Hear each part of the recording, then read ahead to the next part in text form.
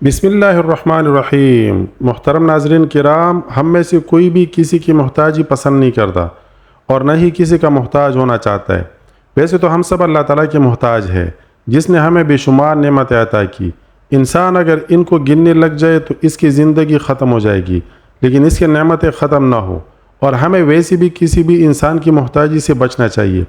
اللہ تعالیٰ ہم سب کو اس بارے میں اپنے حفظ و امان میں رکھے اور ہم سب کو اپنا محتاج بنائے، آمین ثم آمین۔ محترم ناظرین، ہم لوگ رزق کی بے قدری بہت کرتے ہیں۔ تھوڑی ضرورت کے باوجود زیادہ پکا لینا، پھر اس کا ضائع کرنا۔ عرب ممالک کے بارے میں عالمی اداروں کا کہنا ہے کہ وہاں سالانہ کئی ملین کا اناج کوڑے کے ڈھیروں پر جاتا ہے۔ پاک رزق کو ناپاک جگہ پر پھینکنا بے حرمتی ہے۔ کوشش کرے بچ جانے والا کھانا پرندوں کو، جانوروں کو کھلا دے۔ ام المؤمنین سیدنا عائشہ صدیقہ رضی اللہ عنہا سے مروی ایک حدیث شریف کا مفہوم کچھ یوں ہے کہ رحمت عالم صلی اللہ علیہ وآلہ وصحابہ وسلم کا شان نبوت پر تشریف لائے تو روٹی کا ٹکڑا زمین پر پڑا ہوا دیکھا۔ آقا صلی اللہ علیہ وآلہ وسلم نے اسے اٹھایا، صاف کیا اور تناول فرمایا۔ غریب پرور آقا صلی اللہ علیہ وآلہ وسلم نے ام المؤمنین سیدنا عائشہ صدیقہ رضی اللہ عنہا سے فرمایا، اچھی چیز کا احترام کرو۔ روٹی جب کسی سے بھاگتی ہے تو لوٹ کر نہیں آتی۔ اچھی چیز سے مراد اللہ تعالیٰ عز و جل کی دی ہوئی تمام نعمتیں ہیں۔ جو چیز زائد معلوم ہو کسی حقدار کو دے دیا کرو۔ اب رزق میں تنگی، کمی و نحوست کے چند اسباب درج کر رہا ہوں جو کہ پیرامین رسالت صلی اللہ علیہ وآلہ وسلم اور اقوال و مشاہدات و حکماء و علماء اور مشائخ و اولیاء پر مبنی ہے۔ فرض عبادات یعنی نماز اور روزہ، زکوٰۃ، حج وغیرہ کا ادا نہ کرنا۔ نمبر 2، بے وضو کام پر جانا۔ 3، کھانے سے قبل ہاتھ نہ دھونا۔ 4، ناپاک حالت میں کھانا کھانا۔ 5، بے وضو ناپاکی کی حالت میں کھانا پکانا۔ 6، کھانے سے قبل بسم اللہ شریف نہ پڑھنا کہ شیطان شریک تو عام ہو جاتا ہے۔ اندھیرے میں بیٹھ کر کھانا کھانا، رستے میں بیٹھ کر کھانا کھانا، کھڑے ہو کر کھانا، سونے کی جگہ پر بیٹھ کر اور بغیر دسترخوان کے کھانا، کھانا سامنے آ جانے پر دیر سے کھانا، کھانے کے دوران دنیا کے باتوں میں مصروف رہنا، الٹے ہاتھ سے کھانا، ننگے سر کھانا، مکروہ اشیاء کھانا مثلاً اجڑی وغیرہ، دانتوں سے کتر کر یا کاٹ کاٹ کر کھانا، برتنوں میں کھانا بچا دینا، کھانے کے برتن میں ہی ہاتھ دھونا، کھانا کھلا چھوڑ دینا یعنی اسے ڈام کر رکھنا چاہیے، ٹوٹی ہوئی برتن میں کھانا، بغیر دھلے یا داغدار برتن میں کھانا، ماں باپ کی نافرمانی کرنا، غیبت کرنا، چغلی کرنا، جھوٹ بولنا، میاں بیوی کا ایک دوسرے کے حقوق میں شرعی خلاف ورزی کا مرتکب ہونا، بد کلامی اور فضولگوئی کرنا، رشتہ داروں سے بلا عذر شرعی قطع تعلق کرنا، قبلہ شریف کی طرف منہ یا بیٹھ کر کے پیشاب کرنا، سایہ دار درخت کے نیچے پیشاب کرنا، بیت الخلاء میں ننگے سر جانا، غسل فرض ہونے کی صورت میں طہارت میں تاخیر کرنا، موسیقی کو روح کا غذا سمجھنا کہ اگر اس پر وکالت و دلالت کرے تو یہ حد کفر تک لے جانے والا عمل ہے،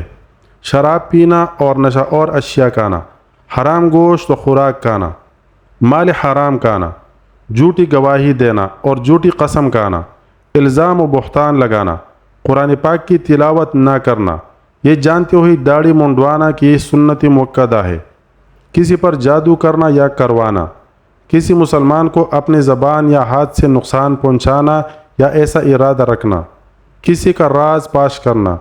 زیادہ سونا، فجر کے وقت سوتے رہنا، رات کو دیر تک دنیاوی کاموں کے لیے جاگتے رہنا، رات تاخیر سے اپنے گھر یا قیام گاہ میں آنا، بغیر سلام کی گفتگو کا آغاز کرنا، گھر میں آتے جاتے افراد خانہ کو سلام نہ کرنا، اپنے استعمال کے کپڑوں سے منہ وغیرہ صاف کرنا مثلاً کپ یا قمیص کے پہلو سے منہ دھونے کے بعد خشک کرنا وغیرہ، پٹے ہوئے اور گندے لباس پہننا، والدین کے حیات میں ان کے لیے خیریت کی دعا نہ کرنا اور بعد از وفات ان کے مغفرت کی دعا نہ کرنا، خود نیک بننے کی کوشش اور اہل خانہ کو برائیوں سے نہ روکنا، گناہ اور برائی کو شرعی طریقہ سے نہ روکنا جبکہ وہ آپ کی استطاعت میں ہو، زنا کرنا، غیر محرموں سے دوستی و تعلق رکھنا، اپنی اولاد کو غیر اسلامی ماحول میں رکھنا، اپنی اولاد کو بد دعا دینا خواہ وہ دل سے نہ ہی ہو، عورتیں بچوں کو ڈانٹتی ہے بعد میں ان سے بچوں کی بدتمیزی کا شکوہ کرتی ہے، یہ بھی نحوست کا سبب ہے، ننگے سونا، شرعی لباس کی حدود سے مختلف لباس پہننا، بیٹھ کر پگڑی عمامہ باندھنا، کڑے کڑے شلوار یا پاجامہ پہننا، استغفار نہ کرنا اور چھوٹے گناہ نیز عمومی بری عادتوں کو نظر انداز کرنا، گھر میں جالے وغیرہ صاف نہ کرنا، نیز گھر میں صفائی کا مناسب انتظام نہ کرنا، خواتین کا حیض و نفاست والے کپڑے دیر تک گھر میں ہی رکھنا اور خون بند ہونے پر نہانے میں تاخیر کرنا، جنسی تعلقات میں غیر شرعی طریقہ اختیار کرنا، ان تمام باتوں کا خیال رکھنا بہت ضروری ہے، اور والدین اپنے بچوں کو بھی ایسی باتیں ہر حال میں سکھانے کی کوشش کرے۔ اگر ویڈیو آپ کو پسند آئی تو سب سے پہلے لائک کرے اور پھر اپنے فیس بک میں شیئر بھی کرے۔ اچھی باتیں دوسروں کو پہنچانا صدقہ جاریہ ہوتا ہے۔ اپنے حصے کا کام ضرور کرے۔ جزاک اللہ خیرا کثیرا۔